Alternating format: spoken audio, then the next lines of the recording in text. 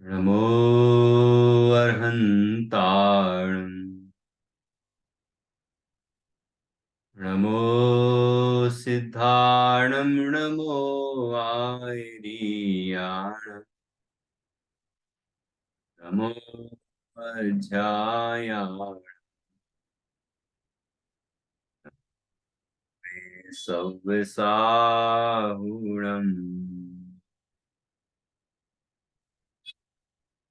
मङ्गलं भगवान् वीरो मङ्गलं गौतमो गणी। मङ्गलं कुन्द कुन्दाद्यो जैन धर्मोऽस्तु मङ्गलम्। सर्वमङ्गलमाङ्गल्यं सर्वकल्याणकारकम् प्रधानं सर्वधर्माणां जैनं जयतु शासनम्। जैनं जयतु शासनम्। विश्वप्रकाशि महिमान् ममानमेकम्। ओमक्षराद्यखिलवाङ्मयहेतुभूतम् यं शङ्करं सुगतमीशमनीशमाहु अर्हन्तमूर्जितमहं तमहं नमामि।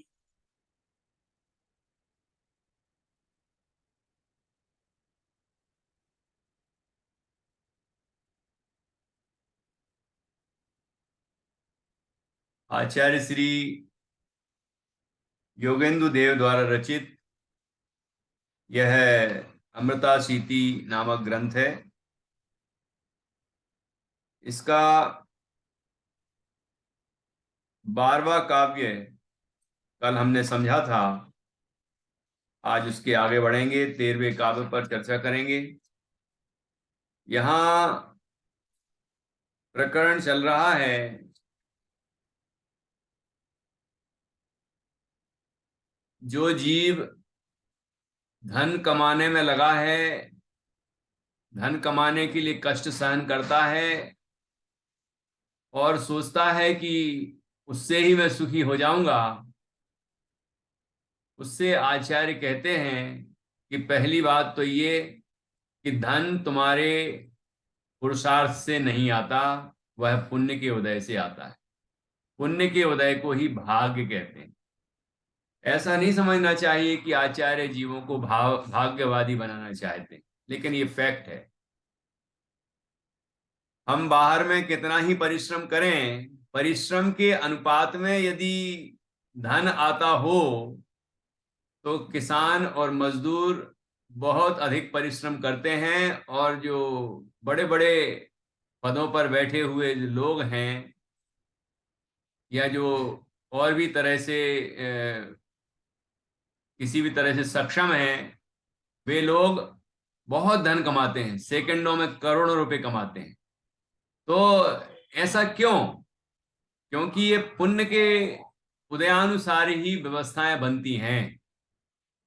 बाहर में कर्म भूमि है, इसलिए बाहर में भी कर्म करते हुए जीव दिखते हैं, लेकिन वास्तविक बात यही है कि जीवों को उन धन संपदा आदि वैभव सब पुण्य के उदय से ही मिलता है। पूर्वकृत जो पुण्य है उससे ही प्राप्त होता है, और जो वर्तमान में पुण्य कर रहा है उसको आगामी काल में, जरूरी नहीं कि अगले भाव में, इसी भाव में भी उदय में आ सकता है, आगामी काल में उदय में आएगा। आगामी का अर्थ है अगले एक मुहूर्त, 12 मुहूर्त, या जो भी समय है कर्म की बंधने के बाद उसकी आबाधा काल है, उसकी स्थिति है, उस हिसाब से वह उदय में आना शुरू हो जाता है। तो हमें अब पुण्य के उदय को भाग्य कहते हैं, तो पुण्य कहां से आए? पुण्य होगा तब तो उसका उदय आएगा। करता है जीव पाप और चाहता है पुण्य का फल, ये संभव कैसे हो? पुण्य करेगा तो पुण्य का फल मिलेगा, पाप करेगा तो पाप का फल मिलेगा। इसलिए हम बुद्धिपूर्वक पुण्य कार्य करें, धर्म कार्यों में लगें। गृहस्थ अवस्था है तो सुबह उठकर तैयार होकर मंदिर जाएं, दर्शन करें, पूजन करें, प्रक्षाल करें, स्वाध्याय करें, दानादिक दें, है ना। और इसके अतिरिक्त जीवनचर्या जो हमारी हो वह बड़ी ही सात्विक हो, मंद कसाय रूप हो, विशुद्ध परिणाम हो, दया हो, दान हो, पूजन हो, भक्ति हो, स्वाध्याय हो, व्रत हो, शील हो, संयम हो।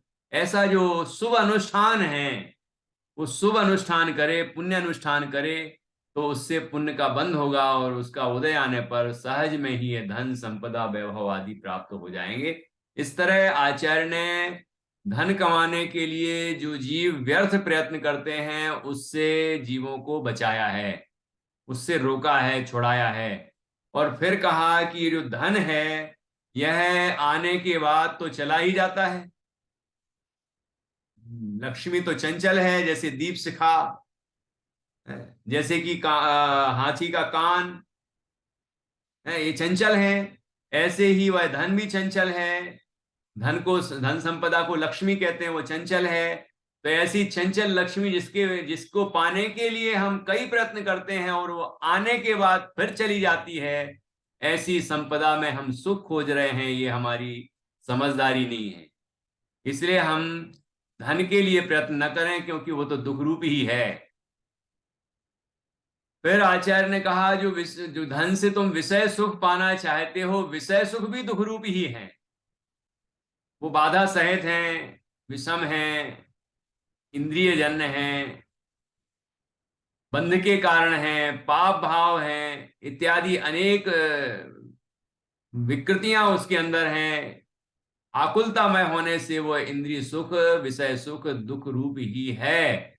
इसलिए वह उस दुख को पाने का प्रयत्न मत करो, दुख के साधन मत अपनाओ और दुख को पाने का प्रयत्न मत करो, बल्कि सुख के साधन अपनाओ और सुख पाने का सच्चा प्रयत्न करो।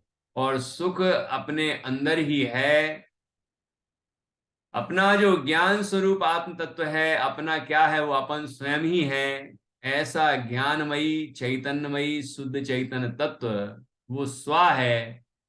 और उस स्व की जो अनुभूति है, अनुभव है, उसका संवेदन है, वह स्वानुभव है।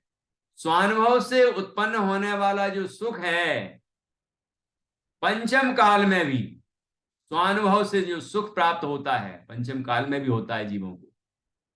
ठीक है, कोई काल आत्मानुभूति के लिए बाधक नहीं है। तो स्वानुभव जो पंचम काल के जो साधक जीव हैं, उनको जो स्वानुभव होता है, उसका उससे जो आनंद प्राप्त होता है, उसका अनंतमा हिस्सा और विश्व के समस्त जो इंद्रिय विषय सुख हैं वो सामने रखे जाएं, तो इस स्वानुभव जनित सुख के अनंतवें हिस्से से भी वह इंद्रिय सुख बराबरी नहीं कर सकता। ठीक है, वस्तुतः तो वो इंद्रिय सुख दुखी ही है। और ये अतीन्द्रिय सुख, स्वानुभव जनित सुख, यही वास्तव में सुख है। ये निराकुलतामयी है, स्वयं में उत्पन्न होता है, स्वाधीन है, बाधा रहित है, वह बंध के अभाव का कारण है। ठीक है, और जब हम उस स्वरूप के अनुभव को बढ़ाते जाते हैं, स्थिरता बढ़ती जाती है, तो आनंद बढ़ता चला जाता है। यहां कष्ट नहीं है, साधन में भी कष्ट नहीं है और साध्य में भी कष्ट नहीं है। साधन भी आनंद रूप है और साध्य भी आनंद रूप है। साधन है स्वानुभव, वो आनंद रूप है। और जैसे जैसे स्वानुभूति बढ़ती जाती है, मतलब स्वरूप में स्थिरता बढ़ती चली जाती है, वैसे वैसे आनंद भी बढ़ता जाता है और जीव मार्ग में आगे बढ़ता चला जाता है। अर्थात शुद्धि की वृद्धि होती जा रही है, मार्ग में आगे बढ़ रहा है। और जब शुद्धि की पूर्णता हो जाती है और अरहंत अवस्था प्रकट हो जाती है, तो जीव को अनंत आनंद मिलता है। इस तरह चौथे गुण स्थान में आनंद का प्रारंभ हुआ, पांचवें में बढ़ गया, छठवें सातवें गुण स्थानवर्ती मुनराजों को और बढ़ गया, फिर श्रेणी में उन मुनराजों को और बढ़ जाता है आनंद। और 12वें गुण स्थान में साधक दशा की अंतिम दशा है वो, वहां पूर्ण आनंद होता है। और उसके बाद परमात्म दशा प्रकट होती है, अरहंत अवस्था, उसमें अनंत आनंद है ना। उसके बाद सिद्ध अवस्था प्रकट होती है, उसमें अव्यवाद अनंत आनंद है। और सादी अनंत काल ऐसे ही आनंद को भोगते रहते। वह आनंद कहीं बाहर नहीं मिलता, बाहर से नहीं मिलता, अपने अंदर है, अपने अंदर से ही मिलता है। ऐसा हमारा स्वरूप है, वो शक्ति रूप से अंदर में विद्यमान है। जो जीव उसका अनुभव करता है, ज्ञान स्वरूप आत्मा का अनुभव करता है, उसको वह आनंद प्राप्त हो जाता है। इसलिए हम सबको ऐसे आनंद को पाने का ही प्रयत्न करना चाहिए, दूसरे प्रयत्नों से बस होना चाहिए। दूसरे जो व्यर्थ प्रयत्न हैं सुख पाने के लिए, उन सबको छोड़ देना चाहिए। और अपने अंदर अपने ज्ञान स्वरूप आत्मा का अनुभव हमें सभी को करना चाहिए। ऐसी सुंदर चर्चा यहाँ आचार्य ने की है। अभी तक हमारे 12 काव्य हुए हैं, और 12 काव्यों में इतनी सुंदर सुंदर चर्चाएं आई हैं जो अभी अभी हमने दोहराई। अब 13वें काव्य पर आते हैं। यहाँ आचार्य कहते हैं कि अब अनंत सुख की प्राप्ति कैसे अशक्य है और कब तक, यह बतलाते हैं। मतलब जब आत्मा में सुख है और आत्मा के अनुभव से वह सुख प्राप्त हो सकता है, तो वह हो क्यों नहीं रहा है? जब मेरी निधि मेरे अंदर है तो मेरी निधि मुझे क्यों नहीं मिल रही है? उसका कारण क्या है? और मुझे मेरा सुख, जो अनंत सुख है, वो कब तक नहीं मिलेगा? क्यों नहीं मिल रही है और कब तक नहीं मिलेगा? है ना। अपनी निधि अपने अंदर क्यों नहीं मिल रही है और अपनी निधि अपने अंदर कब तक नहीं मिलेगी? अपना सुख अपने अंदर कब क्यों नहीं मिल रहा है और कब तक नहीं मिलेगा? ये चर्चा इस छंद के अंदर की है। 13 नंबर का छंद है, सभी पढ़ेंगे। देखिए बहुत सुंदर काव्य है ये, भक्तांबर जैसी लय है इसकी। सभी पढ़ेंगे। अज्ञान नाम, अज्ञान नाम ते मेरा प्रसरो ये मंत, संदर्शितोखिल पदार्थ विपर्ययात्मा, मंत्री समोह नृपते स्फुरति है यावत्, तावत् कुतस्तव शिव पद शिवम, शिवम बिंदी, तावत् कुतस्तव शिवम तदुपायतावा, अज्ञान नाम ते मेरा प्रसरो ये मंत।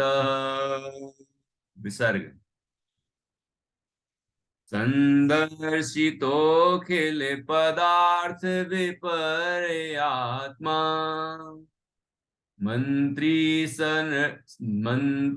समोह नृपते, विसर्ग, स्फुरति है यावत्, तावत् कुतस्तव शिव शिवम तदुपायतावा।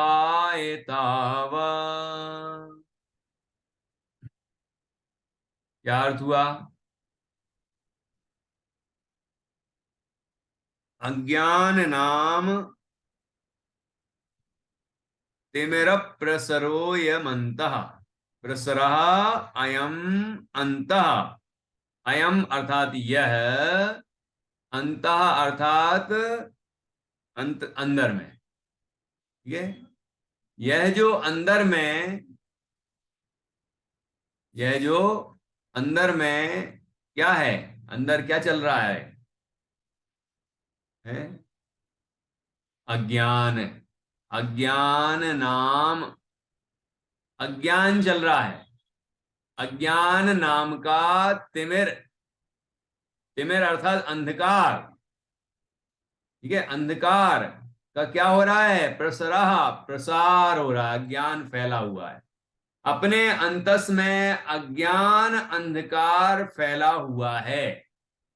कैसे पता लगाया कि अज्ञान अंधकार फैला हुआ है? क्यों नित्या? अपन को कैसे पता चले कि अज्ञान अंधकार फैला हुआ है अपने अंदर? है आंख बंद करते अंधेरा नहीं दिखता है वो? कि नहीं नहीं, वो कुछ नहीं है। फिर क्या है अज्ञान अंधकार? कि जैसी वस्तु है वैसी नहीं समझ में आना, वही अज्ञान अंधकार है। इस देह से भिन्न जो ज्ञान स्वरूप आत्मा है, वह इस देह से भिन्न अपने अंदर विराजमान है, वो हम स्वयं ही है, लेकिन हम उसको अनुभव नहीं करते, यही अज्ञान अंधकार है। देह को आत्मा मानते हैं, आत्मा को देह मानते हैं, अज्ञान अंधकार है। ये अंधेरा, जैसे कि अमावस की रात हो और चारों तरफ पूरी लाइट चली जाए, है ना?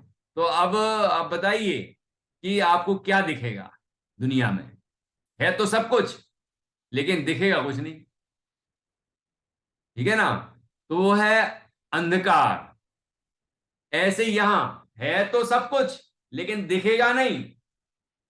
जो जैसा है वैसा नहीं दिख रहा है, यही अज्ञान अंधकार है। ख्याल में आया कुछ? कि अंदर ये शरीर पुद्गल है, लेकिन हम मानते हैं कि जीव है।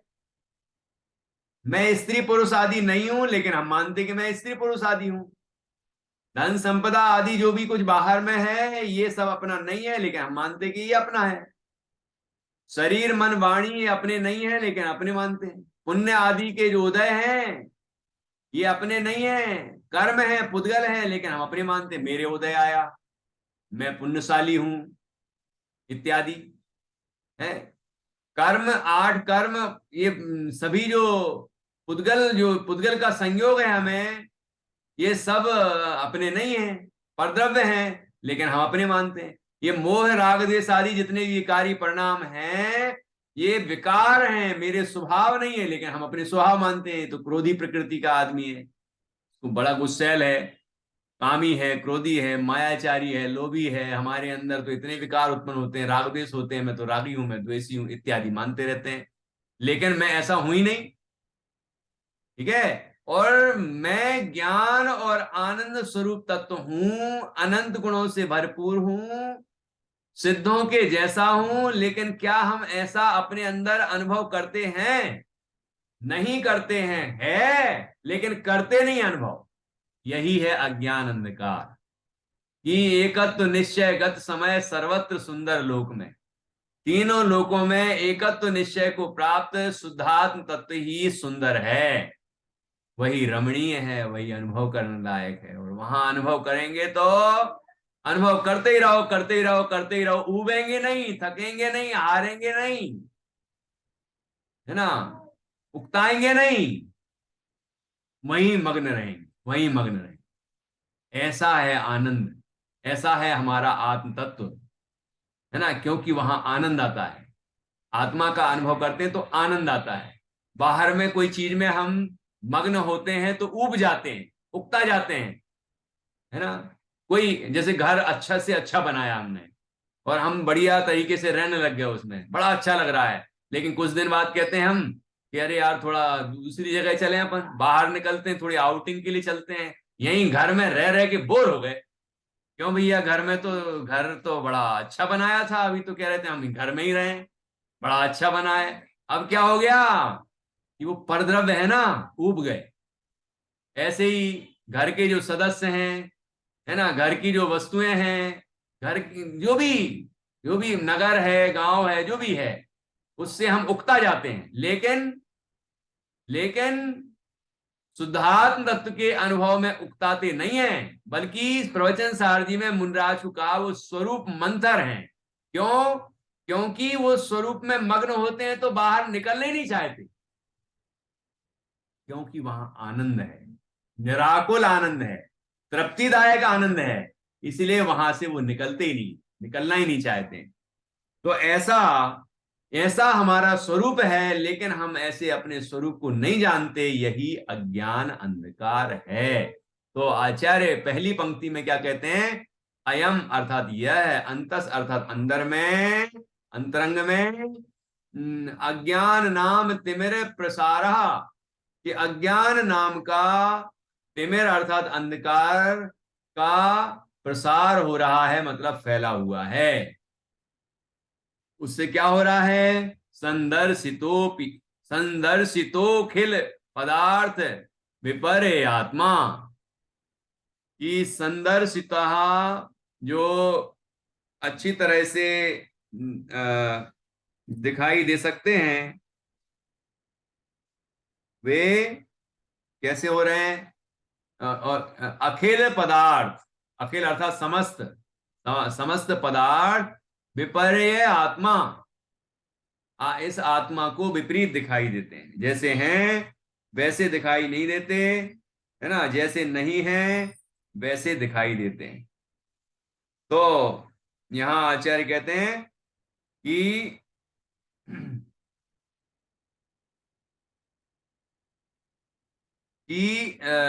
वह जो अज्ञान अंधकार है उसके कारण से विश्व के समस्त पदार्थ, अंदर तो है ही बाहर भी, है ना, जैसा जैसा सबका स्वरूप है वैसे वैसे नहीं दिखाई देते, विपरीत दिखाई देते हैं। विश्व के सारे पदार्थ, ऐसा अज्ञान अंधकार इस आत्मा को है, ठीक है ना। और वह अज्ञान अंधकार क्या है, उसकी बड़ी सुंदर उपमा दी है यहाँ पर। मंत्री समोह नृपते स्फुरतीह यावत, कि मंत्री है वो, अज्ञान अंधकार क्या है? वो मंत्री है। राजा कौन है फिर? जब अज्ञान मंत्री है तो राजा कौन हुआ? है मोह, ठीक है ना। मोह नृपते, कि मोह रूपी राजा का वह अज्ञान जो है मंत्री है। तो राजा है मोह और अज्ञान है मंत्री। मंत्री क्यों है? वही राजा होता कि नहीं? मोह होता है तो अज्ञान होता है, मोह समाप्त हो जाता है तो अज्ञान नहीं रहता, फिर सम्यक ज्ञान हो जाता है। इसलिए मोह मूल है, वो राजा है, और अज्ञान उसका मंत्री है, ठीक है ना। तो मोह रूपी राजा के कारण से, स्फुरायमान होने से, यह मंत्री जो है वह ऐसा कार्य करता है जो ऊपर की दो पंक्तियों में दिखाया, ठीक है। वो कब तक करता है? कि जब तक मोह रहता है तो अज्ञान भी रहता है, अज्ञान रहता है तो इस तरह की स्थिति बनती है। तावत कुतः तव शिवम तदुपाय तावा, और जब तक वह रहता है तब तक किसका उपाय नहीं होता? तब तक शिव का अर्थात मोक्ष का उपाय नहीं होता है। कैसे हो सकता है? आचार्य कह रहे हैं जब अंदर में मोह है, जब अंदर में अज्ञान है, राजा और मंत्री बैठे हुए हैं और वो हमारे ऊपर अधिकार किए हुए हैं, हमें गुलाम बनाए हुए हैं, तो फिर हम मुक्त कैसे होंगे? तो इस राजा को, ये जो आतताई राजा है, इसको भगाना पड़ेगा, ठीक है।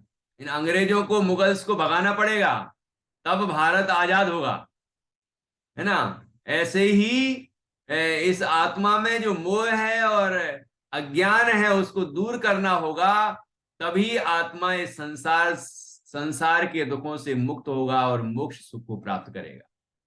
ऐसी सुंदर चर्चा इसमें की है। देखिए नीचे इसका उत्थानिका और खंडान्वय पढ़ते हैं।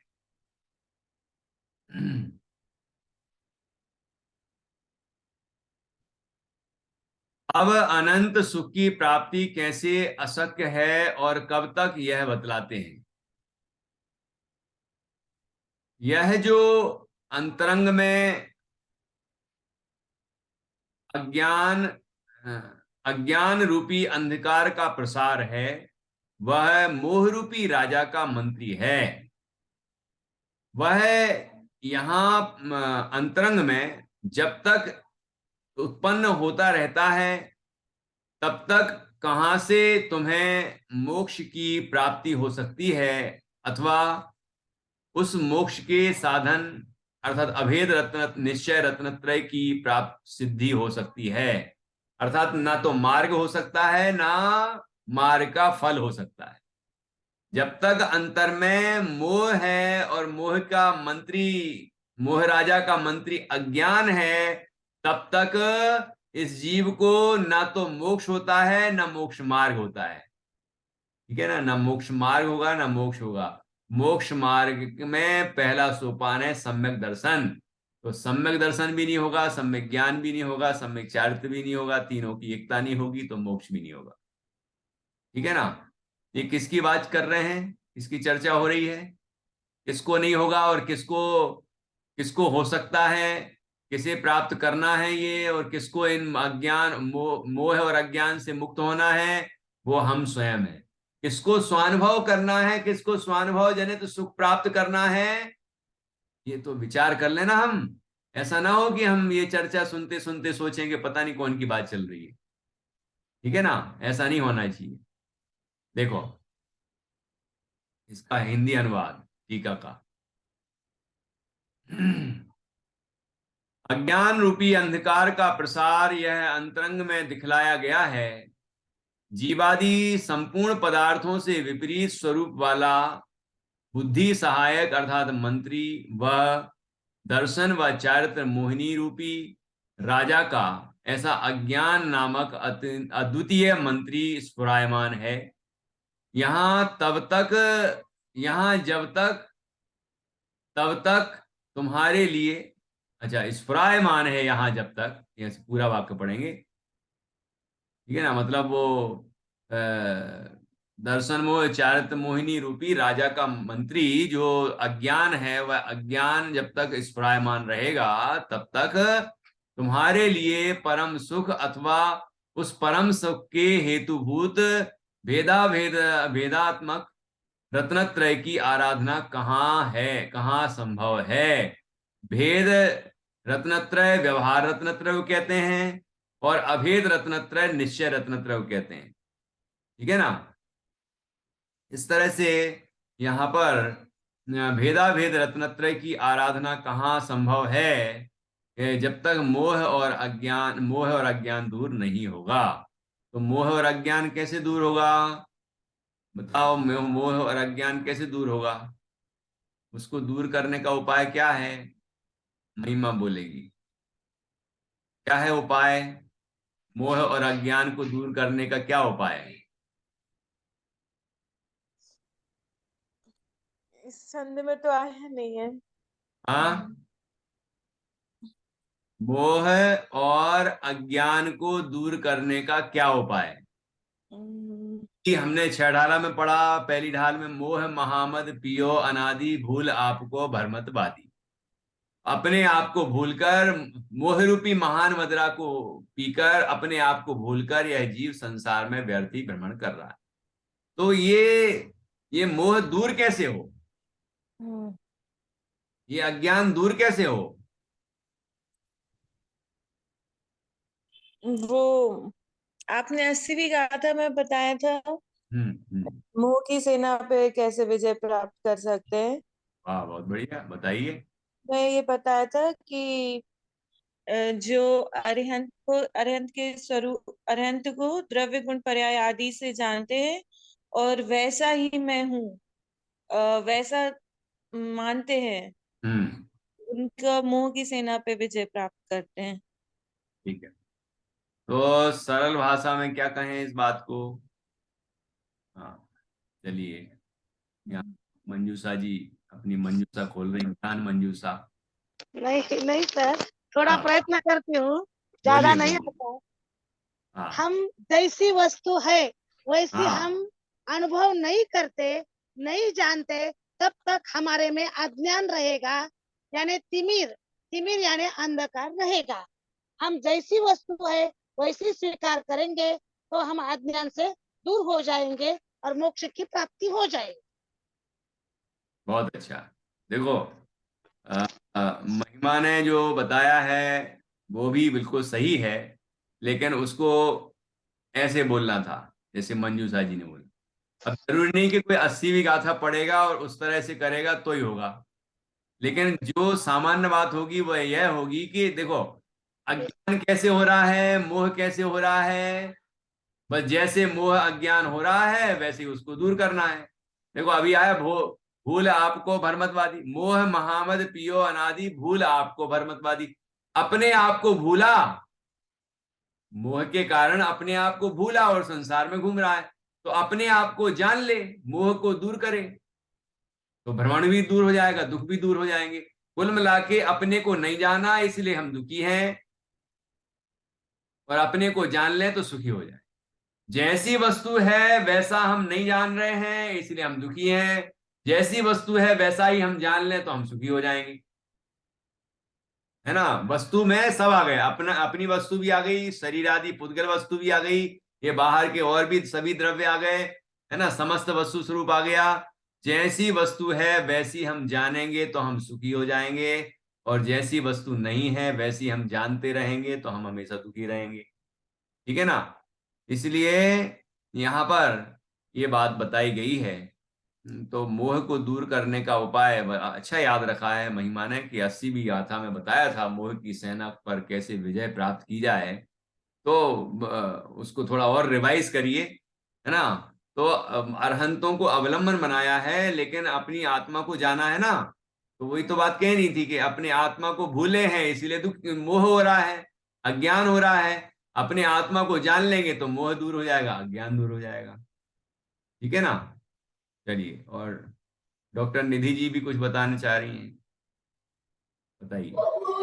भैया जी ऐसा बोल सकते हैं कि भेद विज्ञान करेंगे सम्यक ज्ञान से। बहुत अच्छा, बहुत अच्छा। तो ये भाषा भाषा बस बदली है, भाव वही है।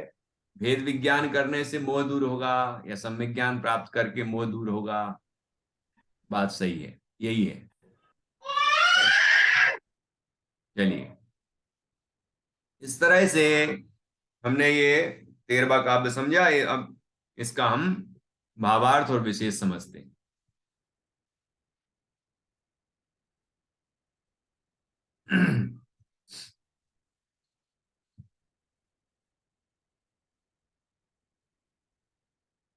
भावार्थ।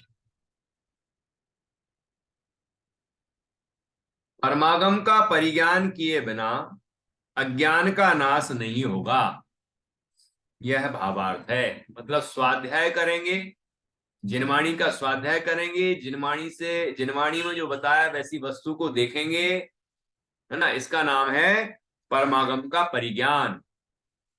ठीक है, परमागम का परिज्ञान किए बिना अज्ञान का नाश नहीं होगा, अर्थात हम सबको परमागम का परिज्ञान करना चाहिए। ठीक है। अब हम ये विशेष पढ़ते हैं, फिर इसका अर्थ समझेंगे थोड़ी देर बाद जुड़ के। देखिए, जब तक अंतरंग में अज्ञान भाव रहता है तब तक मोह की प्राप्ति या मोक्ष साधन की स्थिति भी संभव नहीं है। मोह को राजा की उपमा शास्त्रों में अनेक जगह दी गई है। अज्ञान को मोह राजा का मंत्री बताने के पीछे मोह और अज्ञान का घनिष्ठ संबंध सूचित करने का उद्देश्य है। अनादि मोह के कारण ही व्यक्ति अत्यंत अप्रतिबुद्ध या अज्ञानी बना हुआ है। आध्यात्मिक दृष्टि से मोह प्राणी की निद्रित अवस्था है, जिसके दौरान व्यक्ति अपनी अहितकारी स्थिति को जानने तथा उससे अपनी सुरक्षा करने में असमर्थ रहता है। मोही व्यक्ति के अज्ञानमय भावों के स्वपर अध्यवसाय के कारण रागादि की उत्पत्ति तथा कर्तृत्व भोक्तृत्व आदि की परंपरा के माध्यम से कर्म बंधन की प्रक्रिया प्रवर्तित होती है। ये बात यहाँ पर